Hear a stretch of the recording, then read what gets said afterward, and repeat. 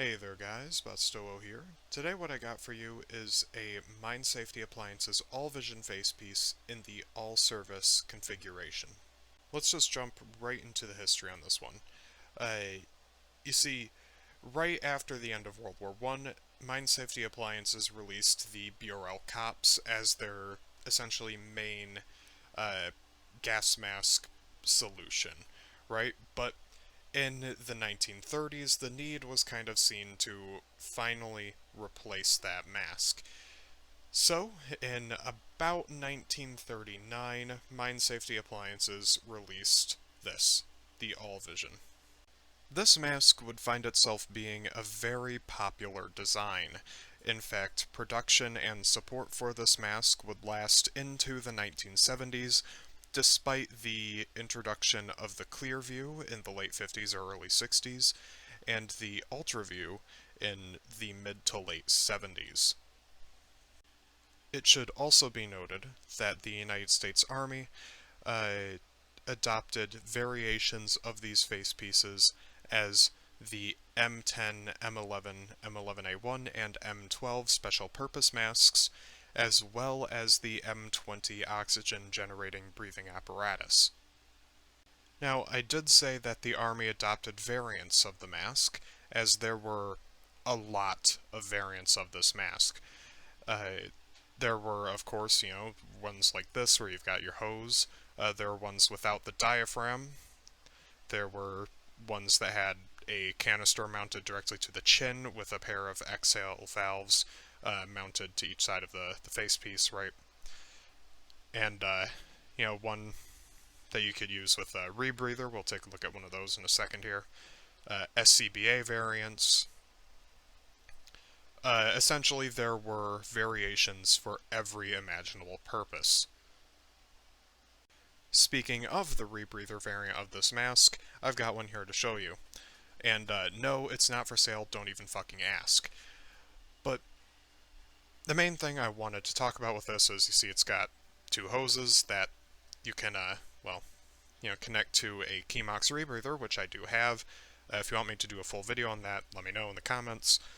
But this is the important bit, this diaphragm here. This you see most commonly on all vision face pieces. Well, all vision face pieces that have a diaphragm, some don't have that. But you will notice that it is very different from this diaphragm. And well, this is presumably an early variant, and this is just a guess, but I believe that during World War II, when Mine Safety Appliances was producing masks with diaphragms for the United States military, they, of course, had the hardware to build these style of diaphragms, which we'll talk about a little bit more in a moment here. But they realized that that design is much better, and labeled this the clear tone. And well, this clear tone diaphragm is literally an exact clone of the American military diaphragm used during World War II.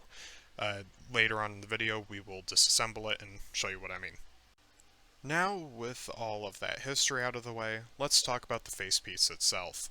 You see it's made of this rather thick black rubber, of course, and you've got these two large lenses that are somewhat square-shaped that give you all of the vision.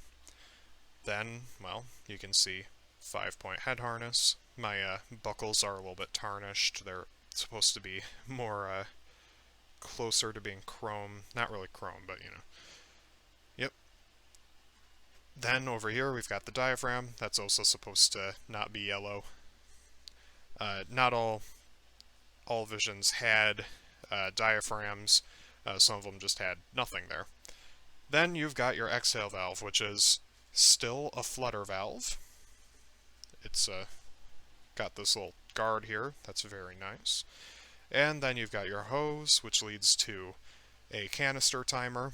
Not in all cases, because not all visions had canister timers. This is a 2-hour timer that syncs up with the canister, right? Here's a side view of that. Oh, and it does have a threaded canister port. I believe that's 25mm, but I could be wrong on that. Here is the head pad. As you can see, it's got instructions and patent info. It's very similar to the rubber Burrell Cops head harness designs, except for, of course, being 5-point instead of 6-point. And I do believe that this has an internal layer of stockinette in the head harness, which is pretty neat. So here I've got my rebreather all vision and my really shitty condition M3 diaphragm. I've got a good condition one, I just don't feel like taking it out.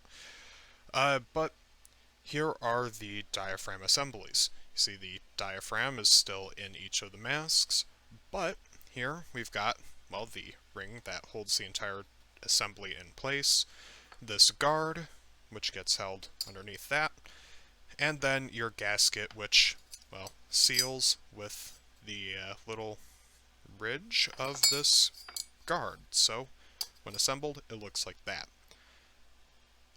With the one for the all vision, this is a clear tone, it's exactly the same. You've got your gasket here, your guard, which, if you flip it over, you'll notice it actually has the same layout of holes that the Army diaphragms have. It just has a little extra guard, and it assembles exactly the same. Alright, so now it's time for me to show you the inside. Well, it's not really all that featureful, if that's even a word. As you can see, it's really just a chin cup, a textured peripheral seal, a pair of TSO deflectors, your diaphragm, and then, well, your exhale valve. So, now that I've shown you the facepiece, I will show you these canisters. There were canisters for all sorts of purposes, like ammonia and stuff like that, but these are, well, universal canisters. When you got these, they did come sealed. This one has its plug on, and on the bottom it's got some tape. This one also has the tape on the bottom, but the plug on the top was absolutely destroyed, so I said fuck it and just removed it so that I could display it on the mask. And here as well, your threading. I did just measure that, and it is a 25mm thread. Now I will quick show you the labels. If you want to read them, you can just pause the video. Here's the ones on the top. Then you've got the ones on the back. And then for the second canister.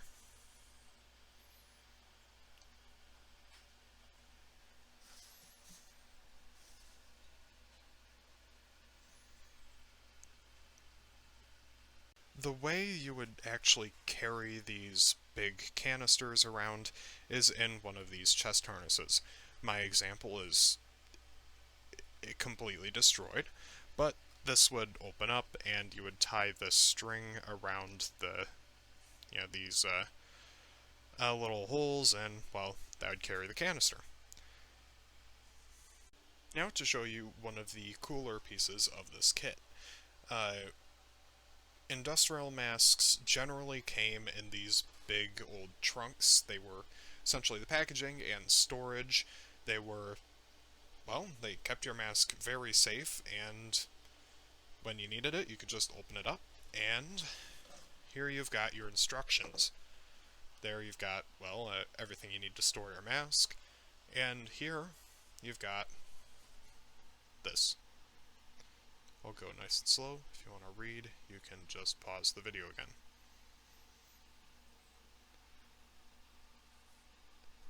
Here, we can actually see some of the, well, another variant of the All Vision, which has no diaphragm whatsoever. So, before I close this video off, I want to say just a couple more things. I now have two variants of the All Vision, and I really, really like them. So it's been kind of tempting to me to actually go out of my way to find more variants of this mask and add them to my collection. So in the future there might be more videos about different cool all vision variants. So if you're interested in that, stick around. If you're not, still stick around. Also, you probably noticed how absolutely nasty my setup is today. That's because lately I've been working on a British smallpox respirator restoration, and it's left a lot of gunk all over here because I've been using this as a workbench.